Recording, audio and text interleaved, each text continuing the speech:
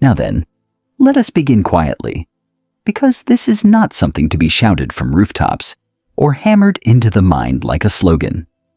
It is something to be noticed, the way one notices the sound of rain after having forgotten it was falling all along.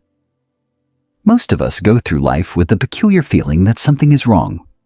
Not terribly wrong, just enough to keep us slightly tense, slightly anxious, slightly on guard, as if we were actors who had forgotten our lines but were determined at all costs to continue the performance.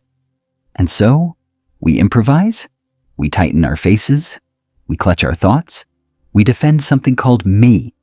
And I want to ask you, very gently, what exactly is it that you are defending? You see, we speak of the ego as if it were a solid thing, like a fortress or a captain at the helm of a ship. We imagine there is a little fellow inside the head, peering out through the eyes, pulling levers, issuing commands, trying desperately to keep everything under control. I must manage my life, he says. I must become better. I must secure my future. I must protect myself from uncertainty. But when you look closely, really closely, where is this fellow? Try it now. Don't think about it. Look. Where's the ego? Is it behind your eyes? Is it in your thoughts? And if it is in your thoughts, which thought? The one you just had? Or the one before that? Or the one about to arrive any moment now? You begin to notice something peculiar. The ego is always one step behind the experience it claims to control. It says, I am angry. But the anger has already arisen. It says, I decided, but the decision has already happened. It says, I am aware, but awareness is already present. And so, we begin to suspect, just faintly, that the ego is not the author of experience, but a commentary on it. A story told after the fact. A kind of echo. Now this is where things become interesting, because once you see that the ego is a story, you realize why it must be defended. Stories are fragile things. They depend on repetition, on belief, on constant rehearsal. Stop telling the story, and it begins to fade. Question it, and it trembles. The ego, you see, is a dream, but not the sort of dream you have at night. It is a waking dream, a social dream, a shared hallucination agreed upon by parents, teachers, employers, governments, and, most insistently, by yourself. And like all dreams, it feels very real while it is happening. In a dream, you may find yourself being chased by a tiger. Your heart races, your muscles tense. Everything in your body screams, "This is real." But upon waking, you laugh. Where was the tiger? It was made of thought, sensation, memory, imagination, all woven together into a convincing drama. The ego works in precisely the same way. It is a pattern of thoughts, habits, memories, and expectations, constantly referring to itself, saying, "This is me. This matters. This must be protected." And because it feels so important, so central, we dedicate enormous energy to defending it. We defend it by being right. We defend it by being admired. We defend it by being offended. We defend it by improving ourselves. We even defend it by pretending to destroy it. And this is the great joke.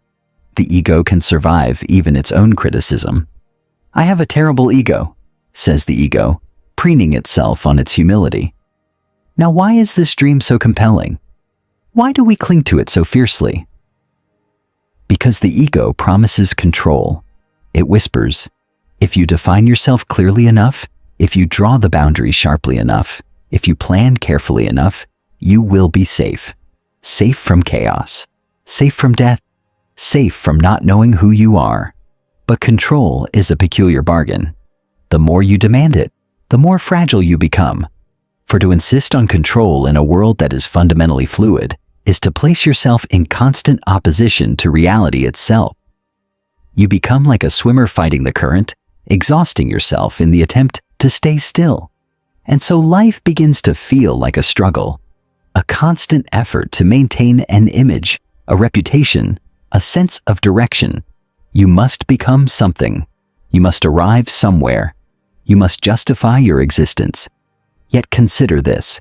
Trees do not struggle to be trees. Clouds do not strain to become clouds. Rivers do not anxiously rehearse their next bend. They simply happen. They unfold. And in their unfolding, they are perfectly themselves.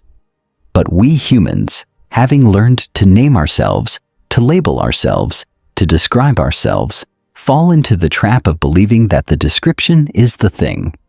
We confuse the menu with the meal, the map with the territory, the mask with the face. The ego is that mask. Useful, certainly. Entertaining, even. But disastrous when mistaken for what you truly are. Because once you believe you are the ego, you live in fear of its dissolution. You fear failure because it threatens the story. You fear aging because it disrupts the image. You fear death because it seems to end the narrative altogether. And so you defend the dream. You argue, you compare, you strive, you worry, you cling. Yet all the while, something within you knows, dimly, quietly, that this defense is unnecessary, that beneath the story, beneath the image, beneath the anxious narrator, there is something immeasurably more stable. Awareness itself. Not your awareness, as if it were a possession, but awareness as such. The open field in which thoughts arise and vanish, the space in which sensations dance, the silence in which sounds appear. You are not the voice in your head describing the experience. You are the experience itself. And this is why the ego feels so desperate. It is a character trying to run the stage while the play is already happening without its permission. It shouts instructions to actors who are improvising beautifully on their own. Now let me be clear. Seeing through the ego does not mean erasing your personality, becoming blank, or drifting through life like a ghost. On the contrary, it allows the personality to relax, to become playful, to become fluid. When you no longer need to defend the dream, you can enjoy it.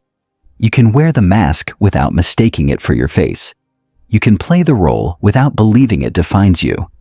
You can participate fully in the dance without insisting that you are the dancer separate from the dance. And this, you see, is the beginning of freedom. Not the freedom to control life, but the freedom to trust it. But trusting life requires something very radical, the willingness to stop defending yourself against it. And that is precisely what we will continue to explore.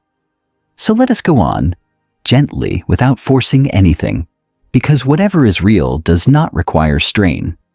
When I say stop defending yourself, I do not mean become careless or reckless, nor do I mean abandon intelligence or sensitivity. I mean something far more subtle. Stop assuming that life is an enemy from which you must be protected. Stop assuming that existence has placed you on probation, that you must prove your worthiness to remain here. You see, the ego lives in a perpetual courtroom. It is always on trial. Every success is evidence in its favor. Every failure is ammunition for the prosecution. And so, the inner dialogue never rests. Am I enough? Did I do that right? What will they think? What if I lose what I have? But who exactly is holding this trial? Who is the judge? Who wrote the law? If you listen carefully, you will discover that the ego is prosecuting and defending itself at the same time. It invents the standards by which it is judged, and then anxiously tries to meet them. It is like a man chasing his own shadow, growing more frantic the faster he runs. Now this courtroom drama is exhausting. It consumes enormous amounts of energy, and yet it produces no final verdict. There is never a moment when the ego can say, "The case is closed," because the ego survives by postponement. It always promises fulfillment later. When you improve enough, achieve enough, understand enough, And so life becomes preparation for life. But what if, just for a moment, you stopped preparing? What if you noticed that this moment, exactly as it is, requires no justification? The ego recoils at this suggestion because it thrives on tension. It needs a problem to solve, an enemy to resist, a future to chase. Without these, it begins to dissolve, not violently, but quietly, like mist in sunlight. And here is where fear arises. Not dramatic fear, but a subtle unease. If I stop defending myself, the ego whispers, what will happen to me? And the answer, of course, is that the ego will lose its central role. It will no longer be the commander-in-chief. But nothing terrible happens. In fact, something extraordinary happens. Life continues perfectly well without constant supervision. Your heart beats without instruction. Your lungs breathe without consultation. Your thoughts arise without effort. Even your so-called decisions often appear fully formed before the ego takes credit for them. This is not a failure of control. It is a revelation. You begin to see that the sense of being a separate doer, a little island of willpower surrounded by a hostile world, was never accurate to begin with. It was an assumption, useful in some contexts, but disastrous when taken as absolute truth. The ego says, I am in the world. But look more closely. The world is in you. Colors appear in your eyes. Sounds appear in your ears. Sensations appear in your body. Thoughts appear in your mind. Where, then, is the boundary? We draw a line around ourselves conceptually and call it me. But in direct experience, that line cannot be found. There is only a continuous field of happening, and you are not separate from it. You are one of its expressions. And this is why defending the ego feels so tense. It is trying to maintain a boundary that reality does not recognize. Imagine trying to hold a wave in place with your hands. The harder you grip, the more impossible the task becomes. The wave is movement itself. It exists only by changing, and so do you. Yet the ego insists, I must remain the same. It wants permanence in a universe of impermanence. It wants certainty in a dance of uncertainty. And so it is perpetually disappointed. Now notice something important. When you stop defending the ego, you do not fall into chaos. On the contrary, a deeper order reveals itself. Actions still happen. Choices still arise. Responsibilities still appear. But they are no longer burdened with the heavy sense of, I must get this right or else. Life becomes responsive rather than reactive. Instead of asking, how do I protect myself from this moment? You begin to ask, what is this moment asking of me? And the answer comes naturally, not as a command, but as a movement. This is what it means to act without the illusion of a separate controller. Action flows from the whole situation, not from a frightened fragment trying to dominate it. And here, we encounter another paradox. When you stop trying to secure yourself, you become more trustworthy. When you stop insisting on being in control, you become more skillful. When you stop defending your image, you become more authentic. Because the image was never the source of your intelligence. Think of a musician improvising. If he is constantly thinking, am I good enough? Am I playing correctly? What will they think of me? The music stiffens. But when he forgets himself, when he allows the music to play through him, something alive emerges. Life is exactly like that. The ego wants applause. Awareness wants expression. And so long as you mistake the applause for the point, you miss the music entirely. Now, this does not mean you will never feel fear again. Fear arises naturally in living organisms.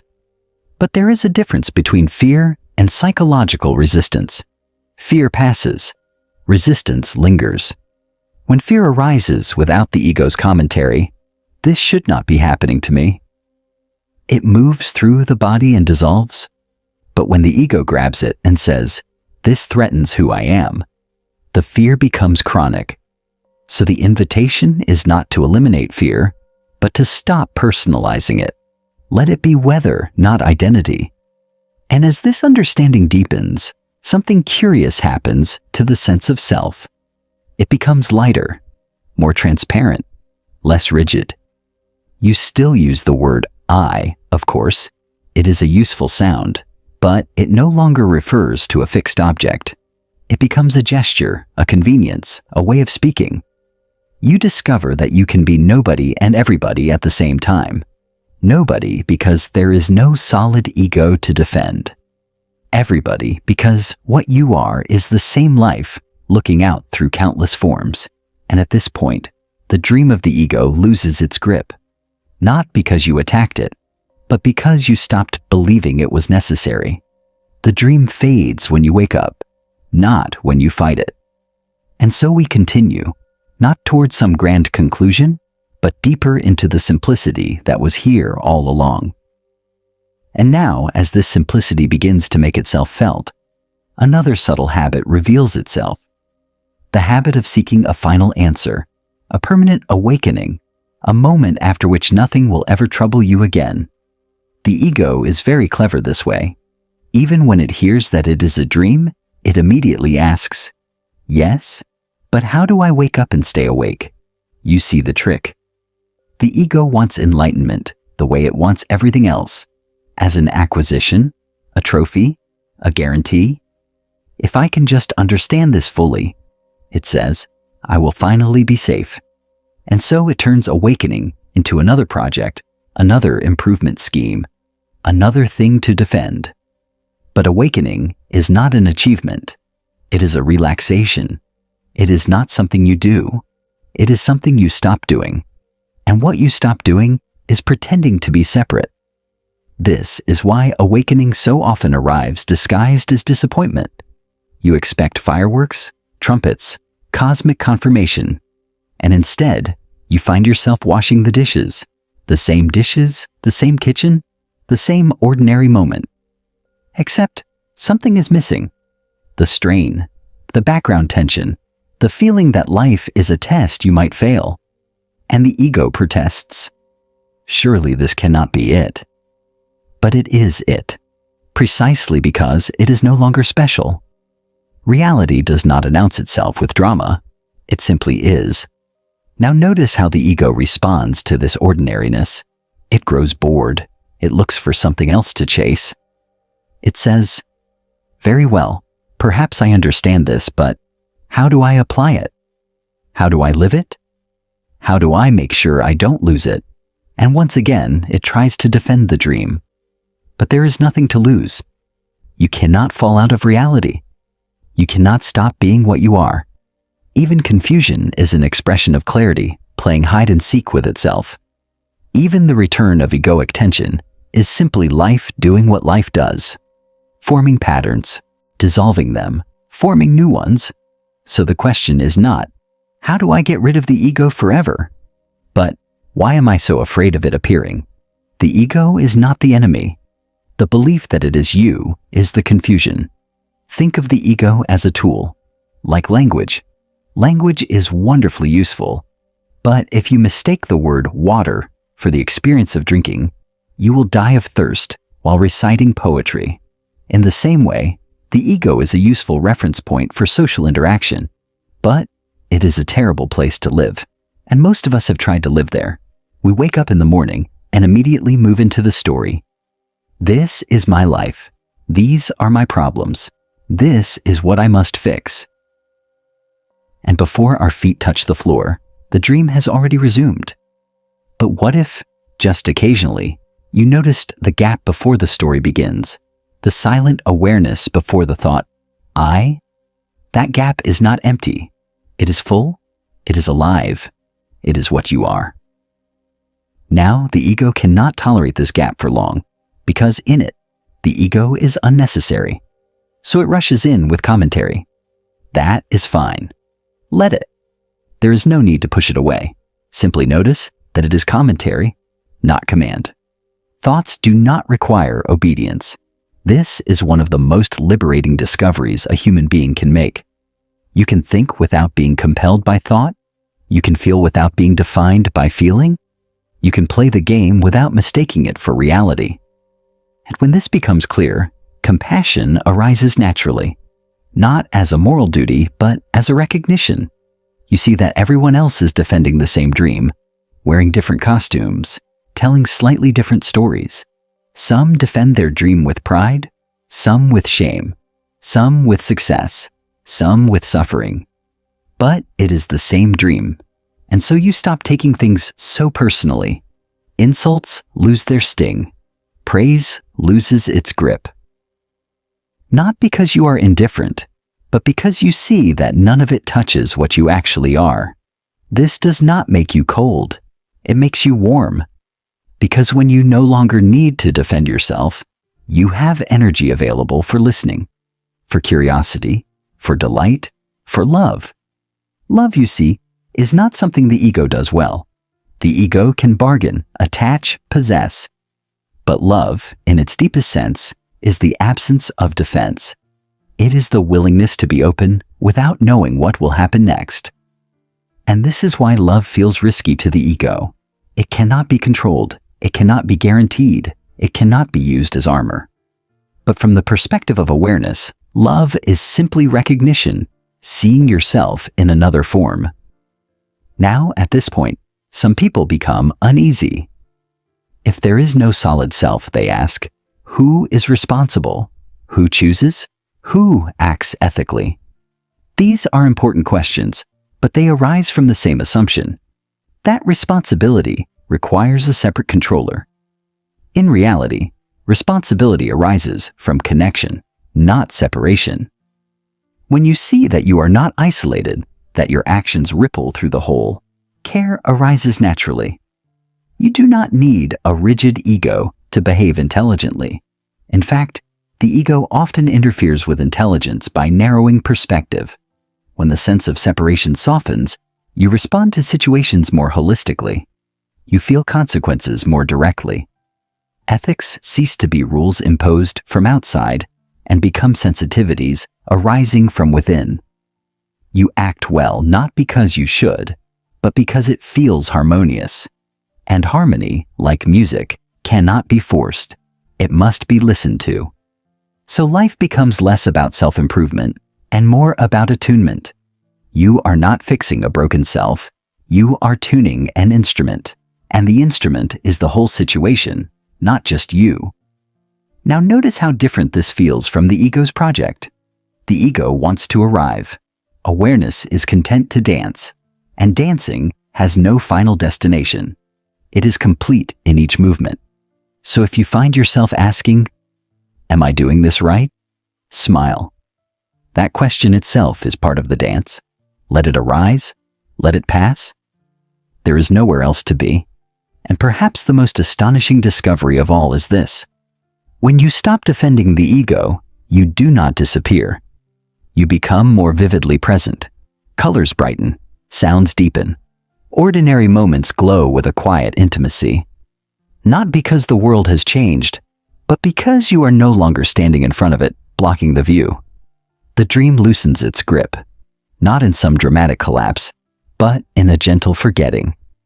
You forget to take it so seriously. You forget to tense around it. You forget to defend it. And what remains is this. Just this breathing, hearing, seeing, being. Not owned by anyone, not managed by anyone, not defended by anyone, and yet unmistakably alive. And so we come, without arriving, to a simple recognition.